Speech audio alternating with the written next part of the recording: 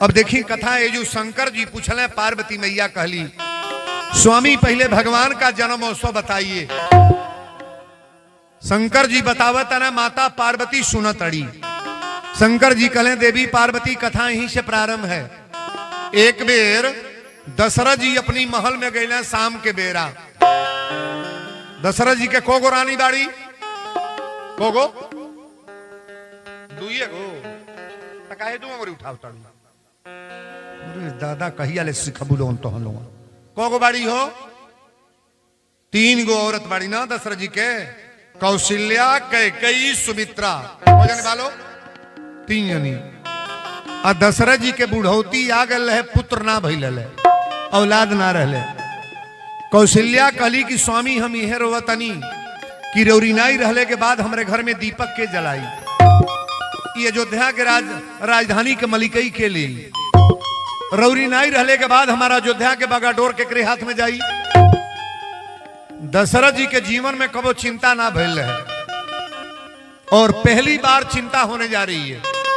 बाबा लिख रहे हैं कि एक बार भो पति मन माही भई गलानी मो रे सुत नाही।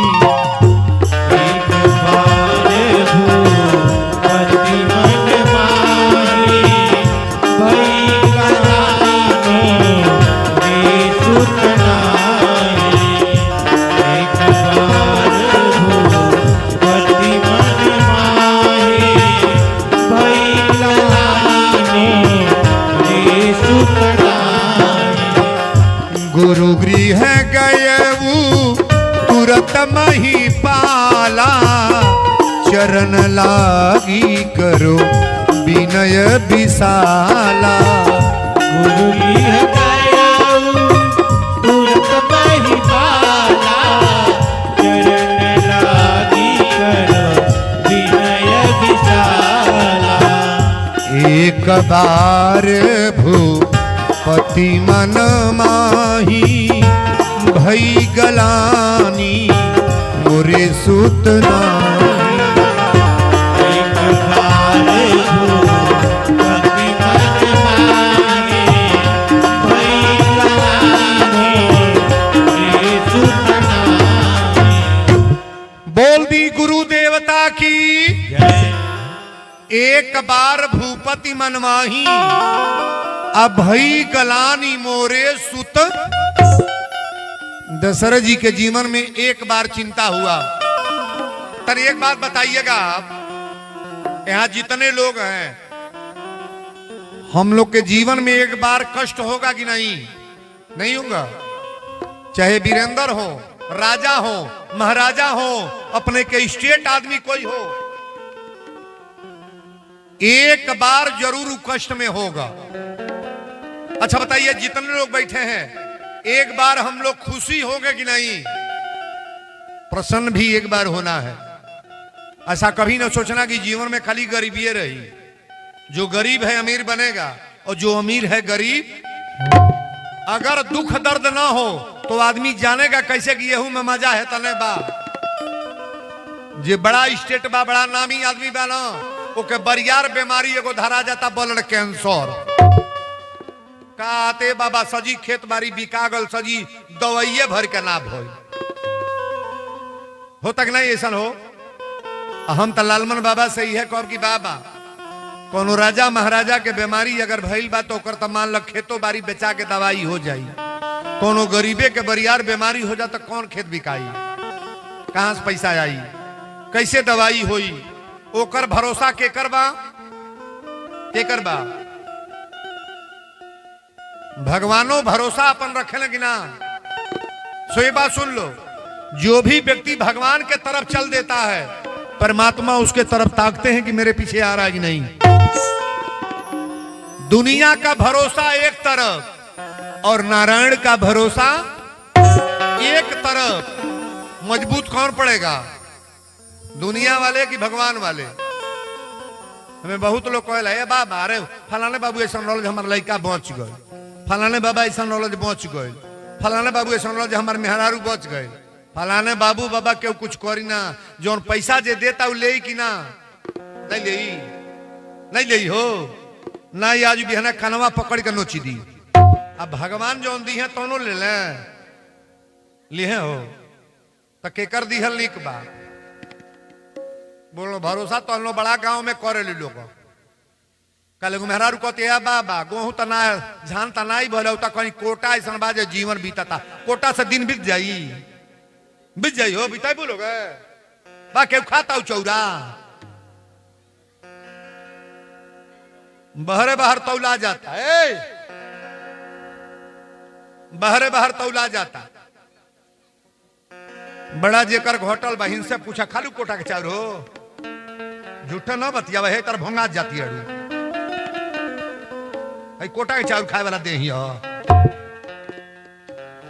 हमार बड़का चेला है कोटा के चाउर बड़ा सके जे बाते खोटा ता खाता वही का बदल के संभाल ले आके खाता लो। अब तो संभव चाउर बड़ा महंगा हो गल बा, कल एक जन कहत ना 2000 रुपया कुंटल बा,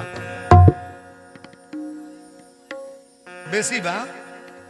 अब बुढ़िया 5 अंगुरी उठाते, अरे जब हमारा कीने के नहीं खाया तब दिहले के लोग खा ली, हमको तो लोग के उन्हें एक बोरा दे दिहले, एक बोरा उन्हें दे दिहले गनी खूब कचरा तानी 100 रुपया बिका है। बुढ़िया 5 अंगुरी दिखाती है, 5000 बा कुंटल हो, पता कैलू हो 6500 रुपया बढ़िया संभा चाउर बा, जाकर पता करी हो। किनले पर बुझाई ना, घर के बात नहीं बुझाता, चली बाबा कुटल जाता खाई जाता। अब भगवान करें कि केहू के कोनो प्रकार के कीने वाली बात ना हो, हम निवेदन करे जाता नहीं। दशरथ जी के जीवन में एक बार चिंता हुआ, एक बार भूपति मनमाही, अब भई गलानी मोरे सुत भाई, गुरु गृह गयऊ तुरत महिपाला, अचरण लागी करो विनय विशाला। गुरु को अक्षर में लिखल गल बा 2 अक्षर, गु माने अंधकार और रू माने प्रकाश। यहाँ जितने लोग बैठे हैं गौर करिएगा, गुरु वही के कहल जाला कि चेला अगर अन्हारे परल बारे तब प्रकाश में ले आवो, गुरु प्रकाश में ले आवो। लेकिन गुरु लोग जब ऐसा करेंगे तब जब गुरुए गड़बड़ रहेंगे तब तो मामला खराब है। वीरेंद्र बाबा कथावाचक हैं, अब वीरेंद्र गड़बड़ रहेंगे तो समाज गड़बड़ बनने में देरी बा हो। हमको वो इहो सिखाई कि माई के गाड़ी दी हो, मेहरारू को मरी हो, बापे के बोली है उल्टा, सास ससुर के गाड़ी दी हो, कभी गलत नहीं सिखाएंगे। हम तो कभी भी प्रयोग कराएंगे कि माता पिता का सेवा करो, अपने से बड़ों का आदर करो, सम्मान करो, इसी का नाम कथा है महाराज। गुरु गृह गयऊ तुरत महिपाला, अचरण लागी करो विनय विशाला, सुख दुख सुख सब गुरु ही सुनायऊ, कही वशिष्ठ बहुविधि सम्मुख हथवा जोर के गोड़वा पकड़ के वशिष्ठ जी के सामने दशरथ जी रोवे लगले। वशिष्ठ जी कली राजा ना आप रोवत कहे बानी। दशरथ जी कली के पहले ही बताई हमरा पुत्र लिखल बागिना, हमरा औलाद लिखल बागिना। वशिष्ठ जी कली राजन 3 गो रानी रौरा बाड़ी कबो पुत्र के चिंता त लेके अली ना, आज पुत्र के कारण पूछो तनी लेके चिंता आयल बनी। विधिवत हम रौरा के समझा दे, पहले रोवल बंद करी। दशरथ जी गोड़वा पकड़ के वशिष्ठ जी के रोवा तारे। आरी गुरु है गोसैया रहुआ, अरे परिले हम पैया, रहुआ जनते बानी, रहुआ जनते बानी, रघुकुल के सागर रो कहानी, रहुआ जनते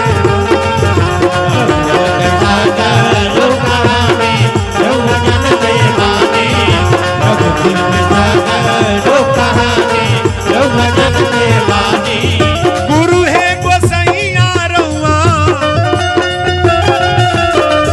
गुरु है गोसैया रहुआ, परिले हम पैया, रहुआ जनते बानी। घरवा में भरल बाड़े सोनवा से चानी, घरवा में भरल बाड़े सोनवा से चानी, घर ही में बाड़ी हमरा 3 गोरानी,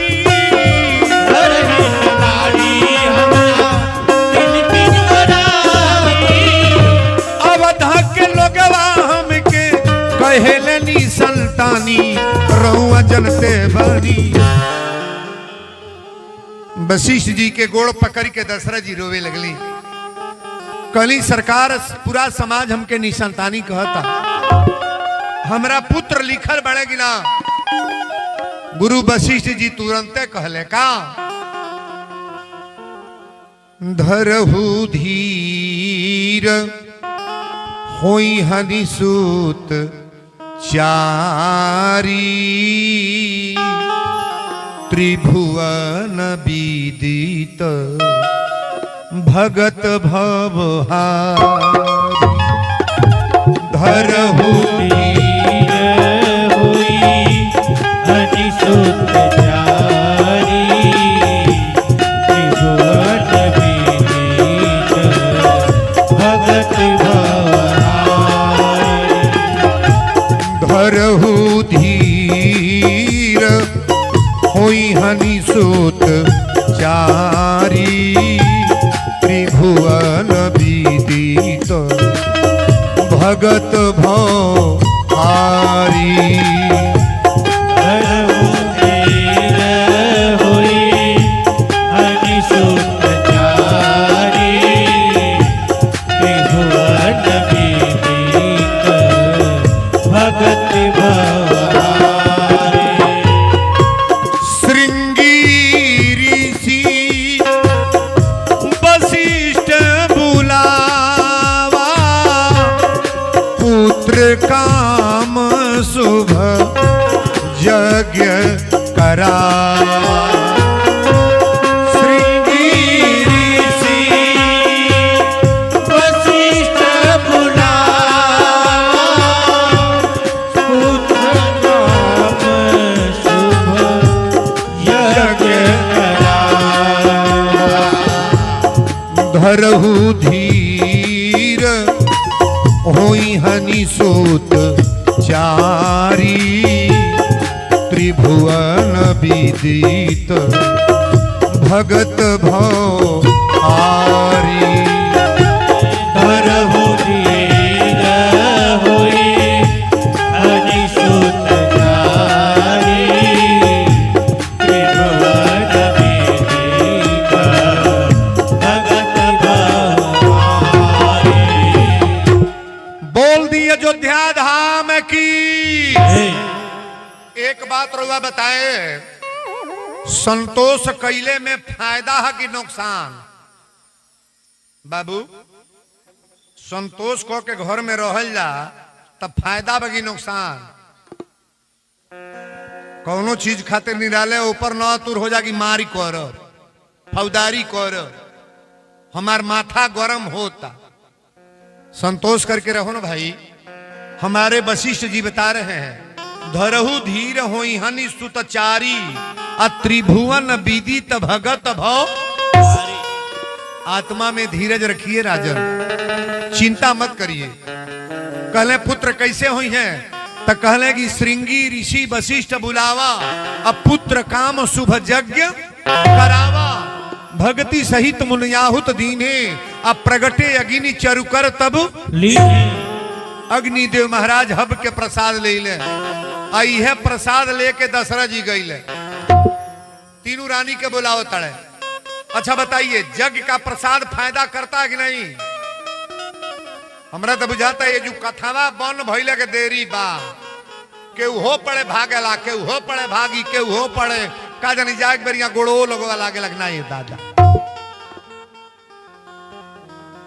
पैसा दे दिहल बड़ा बहादुरी नहीं बा कि वीरेंद्र के कथा में 200 रुपया दिहनी है।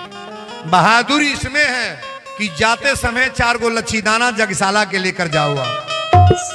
प्रसाद यहाँ बढ़ता है कि नहीं? बटेला प्रसाद काहे नहीं बढ़ता है? वहां है प्रसाद। जय बेहतनो प्रसाद ये जगशाला से लेते जाओ। ये मठ है, साधु बाबा का मठिया है। फरहारी जी हल्के पावर के संत नहीं थे, त्यागी रहना। फरहारी ना उनका रहल, फरहारी। केहू से कोनो बैठा ना बैठा ना बैठा ना बैठा ना,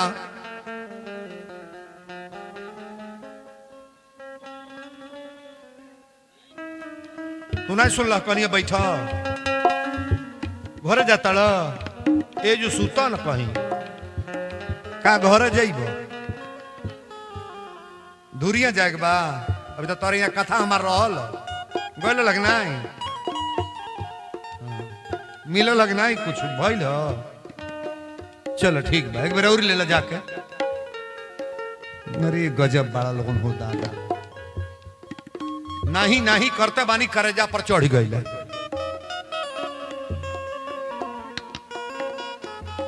हमें कई लोग बैठल बा ना हमें बहन लोग बैठल बा दुआरे पर कोनो रिश्तेदार आई भतीजा चाहे भाई चाहे मौसी मौसा केहू तो मौगी कहेली सोच ए फूफा जी चाय बना दी पियो अभी पहले ई भाषा बोलल छोड़ दी हो ई कह दिया कि चाय बनौले बानी पी ले तब जाई ई कबो न कहिए ए बाबू चाय बनाई पियबे केहू कही चाय बनावो कही हो कबो न कहिए रोटी भात बनल बा खइब कोई खाई ऐसा कभी ना बोलो आप बोलने का तो तरीका सीख लो आप केहू पिए चाहे खा चाहे ना जरूर कह बिना खैले जाए के नहीं बा बिना चाय पिए जाए के नहीं बा हई हई बनौले बनी खा के तबे जाए के बा देखो कतई खाता कि नहीं खाता बुझे वाला बुझ गल के तारे बोलेला बोलो सच्चे दरबार की श्रृंगी ऋषि वशिष्ठ बुलावा पुत्र काम शुभ यज्ञ खरावा भक्ति सहित मुनियाहुत दीने अब प्रगटे यगिनी चरुकर तब लीने हब के प्रसाद दिहले बाबू ए अग्निदेव महाराज खीर के प्रसाद आई है प्रसाद दशरथ जी लेके गए तीनों रानी के बोलोले हो तब ही राय प्रिय नारी बोलाई कौशल्यादि तहा चलिया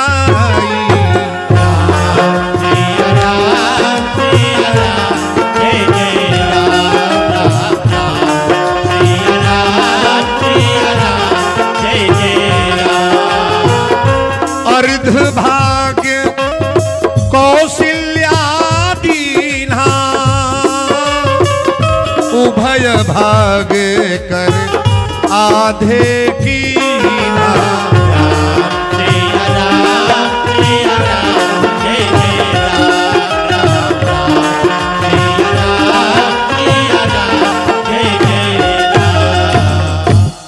दशरथ जी जो प्रसाद ले गए बानी हब के प्रसाद है हब माने खीर गोला बनौले रहले अर्ध भाग कौशल्या दीना उभय भाग कर आधे कीना आधा प्रसाद कौशल्या जी के दिया गई आधा टुकड़ा बचल में 2 टुकड़ा करके 1 टुकड़ा के कई के दिया एक टुकड़ा लेके दशरथ जी सोचत ने अपने आप पे 2 टुकड़ा हो गई 2 टुकड़ा के दिया के सुमित्रा जी के कहली ये दीदी तो लोग एक टुकड़ा पहले बेड़ उतारा तो एक बच्चा हुई अगर हमरा 2 गो हुई हैं तो एक पुत्र के तोहरी पुत्र के सहायता में लगा दे एक पुत्र के तोहरी पुत्र के राम के सहायता में के लगोले बड़ी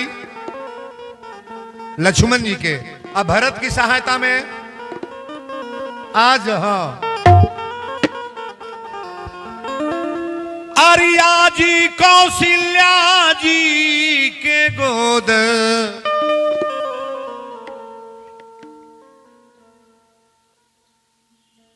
ये क्या है सुनिएगा आइए यहां पढ़ करके बताइए मैं पढ़ नहीं पाऊंगा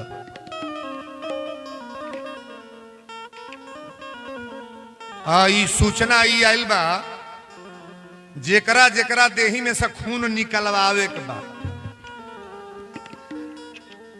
बात बुझाता खून दान मतलब रक्तदान दान कल जाला ना जैसे जो पैसा दान करतनी अब खून जेकर बढ़ियाइल बते निकलवा ले बुझे वाला तो बुझी गए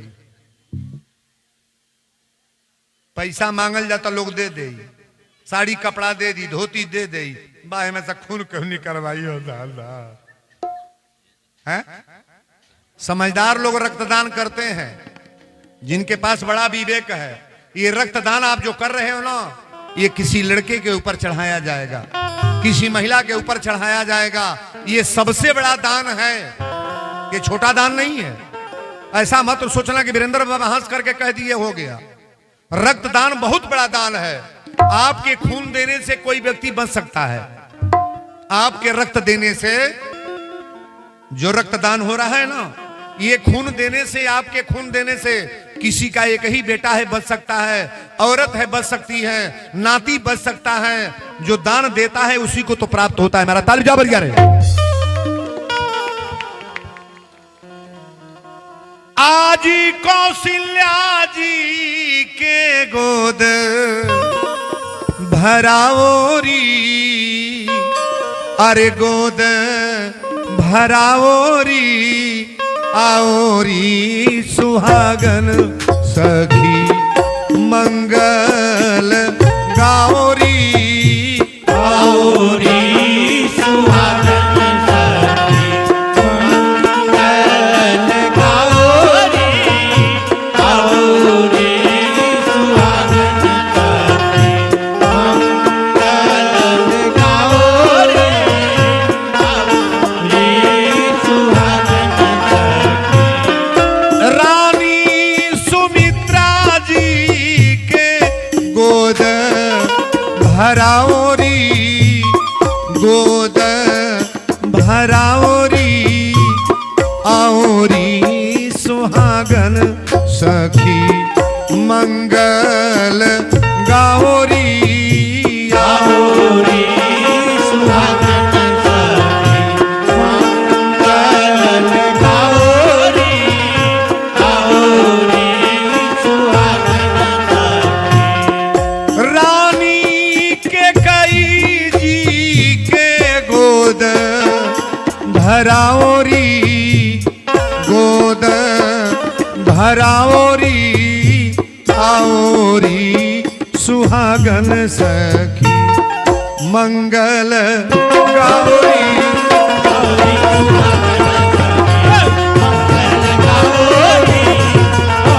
सुहागन सखी। रानी कौशल्या जी के गोद भराओरी, गोद भराओरी, आओरी सुहागन सखी मंगल गाओरी, आओरी सुहागन सखी मंगल गाओरी, आओरी सुहागन सखी। बोल दी अयोध्या धाम की। तीनों रानी गर्भवती हो गई। तनी हमरा और ताको।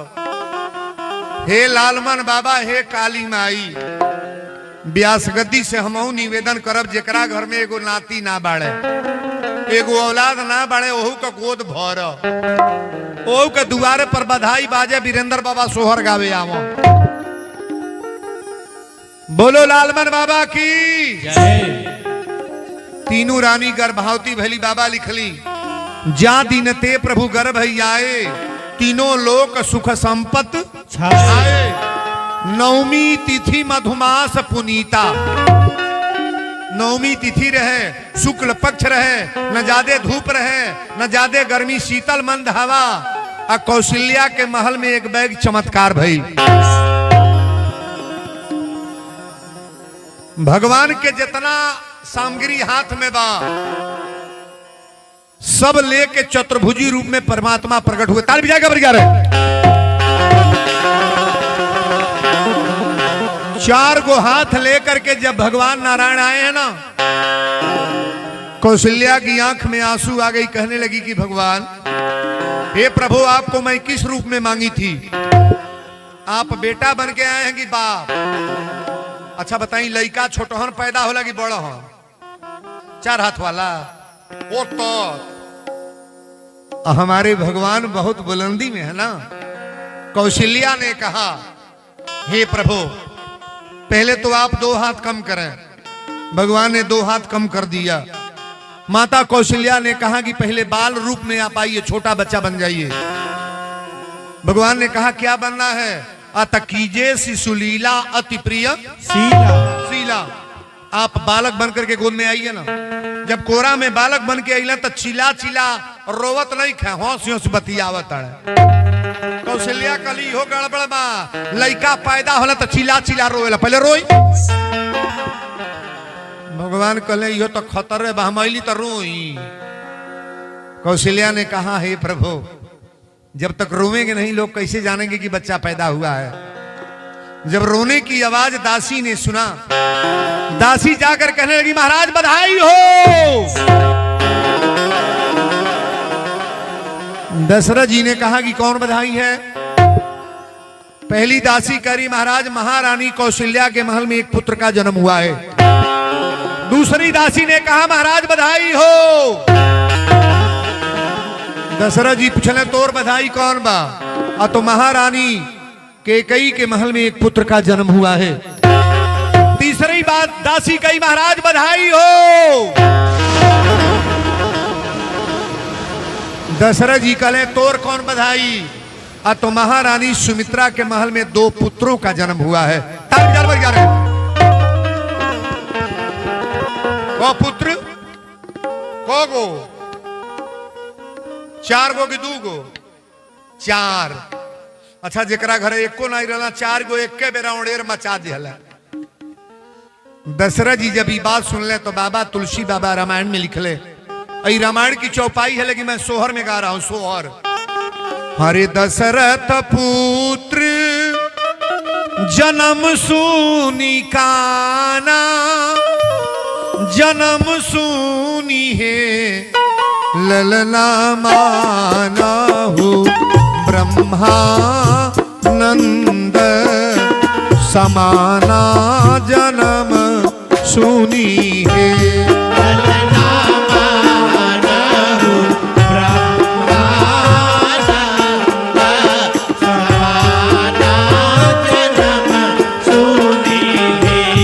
जाकर नाम सुनत शुभ होई, सुनत शुभ ललना मोरे गृह आवा प्रभु सोई जन्म सुनी है।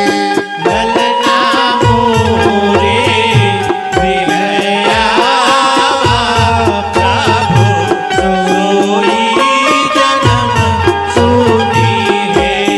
परमानंद पूरी माना राजा, पूरी मान है ललना कहा बजाबू हूँ बाजा, बजाबू पूरी मन है।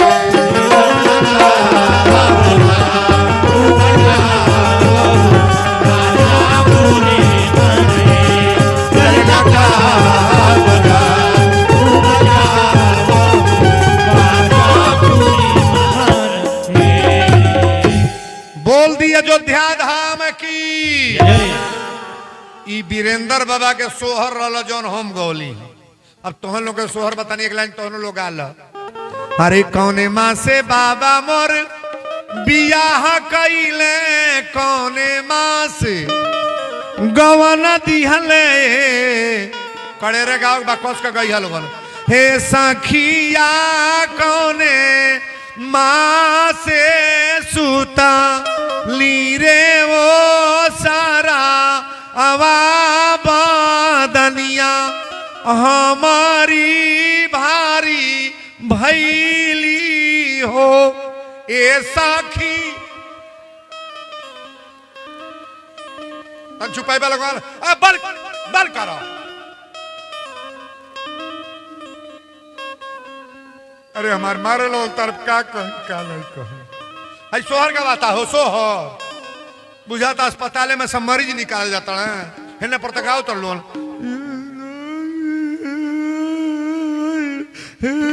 पर रो वाला का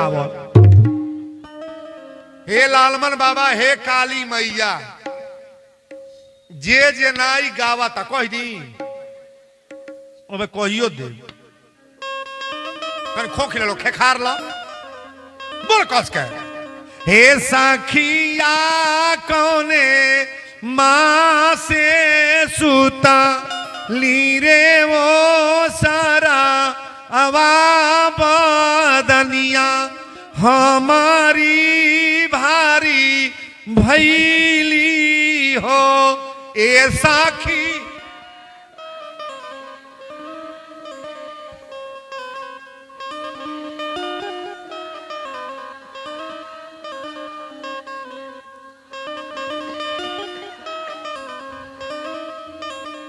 एक चूड़ी और कौशल लोग बूढ़ा लोग ढेर महटिया वाला बूढ़ा लोग तनी और एक नट बोल्ट कौशल लोग बोल करे रे हे सखिया कौने माँ से सूता ली रे ओ सारा अवा बदनिया हमारी भारी भैली हो ऐसा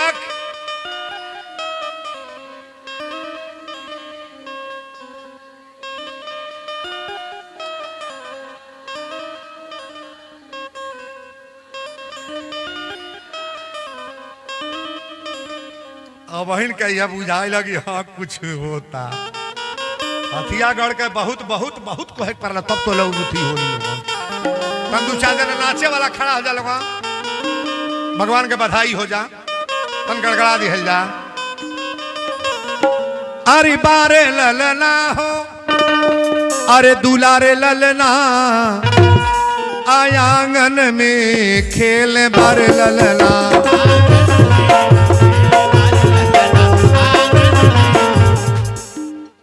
भगत जी कहाँ गईला कलिया हो न चले साधु बाबा कौन और गईला हो तन भेज बहनिया गवा है ना अब ऊपर बधाई गवा जाता आज भंडारियों का नचाओ बा अपने भंडारिया के तो नचबा हो है ना ऊपर आ जा नीचे नहीं क्यों ना ऊपर आओ तो हिला के बरियारे नचेला ना आ ऊपर अब हो तो चलिए अब लंगड़ुओ आ जा लंगड़ुओ तब से नाचता नहीं अब लाठी लेके ना चढ़ा ऊपर अब ले आई जा अब इनका बड़ी न चले के शौक बा अब आगे तनी लाइव दिखा दिए बाबू को जने खड़ा होता लो तो लो खड़ा दो चार जने खड़ा हो जा अब ऊपर ए आई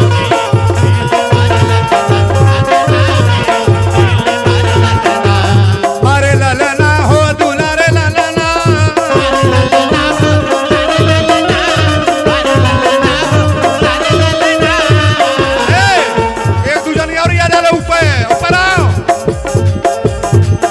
अरे बारे ललना हो दुलारे ललना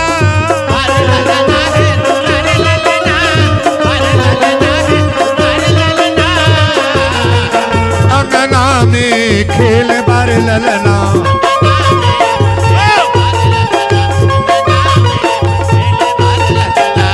बधाई हो मारे करता करता मचा दो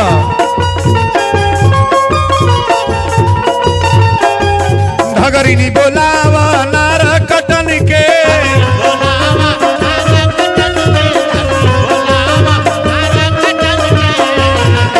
धगरीनी के देव सोने हंसुआ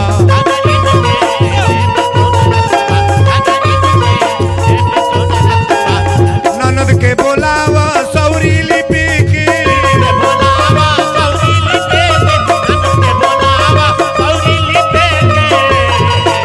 बधाई हो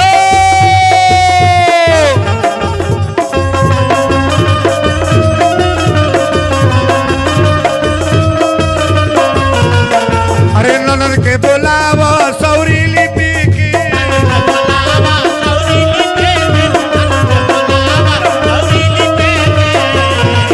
ननदो के देव जोड़ा कंगना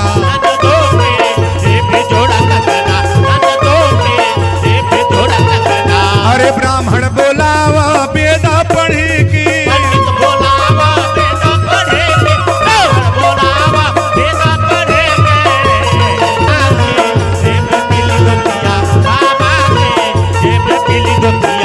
वीरेंद्र के बोलावा सोहर गावे के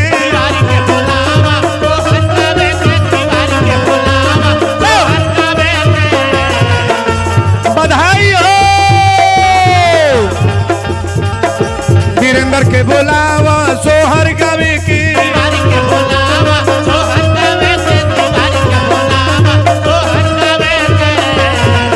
बाबा के देव पीली धोतिया